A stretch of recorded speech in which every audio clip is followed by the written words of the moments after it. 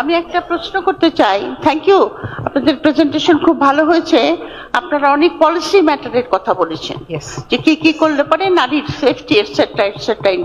কিন্তু কথা হলো যে পলিসিটা বানাবে কে? পলিসিটা তো বানাবে পার্লামেন্টে, পার্লামেন্টে নারী নাই। তো এই একটা প্রশ্ন, এটা নিয়ে আপনারা চিন্তা ভাবনা করছেন কিনা যে আপনার পলিসি এফেক্টস এভরিবডিজ লাইফ, মেয়েদের লাইফও এফেক্ট করে, সেখানে আমাদের decision making voice is important. তো আপনারা এটা নিয়ে চিন্তা করবেন। আর একটা কথা প্রশ্ন আমি করছি যে বাংলাদেশে সারিয়া আইন আছে, সারিয়া আইন আছে আমাদের পার্সোনাল ফ্যামিলি লাইফকে ব্যাপারে ম্যাটারে, কিন্তু আমাদের দেশে সারিয়া আইন কি কমপ্লিট?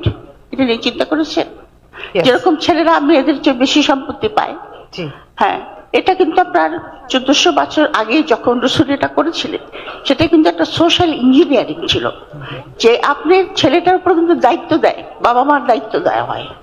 এবং আপনার মেয়েদেরও, যেহেতু তারা হাফ প্রপার্টি দেয়, মেয়েদের কিন্তু বাপের বাড়িতে একটা রাইট থেকে যায় এবং ভাইয়ের বাড়িতেও একটা রাইট থেকে যায়। কিন্তু আমাদের এখানে কিন্তু ছেলেরা বাপ মার দায়িত্বটা সেরকম ভাবে দিচ্ছে না, কিন্তু প্রপার্টিটা ডবল দিচ্ছে। তাহলে কি একটা আইন পাস করা উচিত নয় যে যেহেতু তোমরা ডবল প্রপার্টি নিচ্ছ, তোমরা বাপ মাকে দেখতেই হবে, because you are taking the more than what your sister is getting. দ্বিতীয়ত আপনার শারিয়া আইনে যেটা আপনার কাবিন বলি আমরা, কাবিনটা তো মেয়েকে ঘরে নেওয়ার আগে তার হাতে দিতে হয়, সেটা তো দেয় না, তাই না? তো ওখানে একটা ঠকানো হয়। আর একটা আছে আপনার যে মেয়েদের আমরা যখন ঘরে যাই, আমার সবকিছু দেখভাল আমার স্বামীর করার দায়িত্ব, আমি যেটা ইনকাম করবো সেটা আমার, কিন্তু তা কিন্তু নয়। আমাদের ইনকাম কিন্তু আমাদের সংসারে খরচ করতে হয়।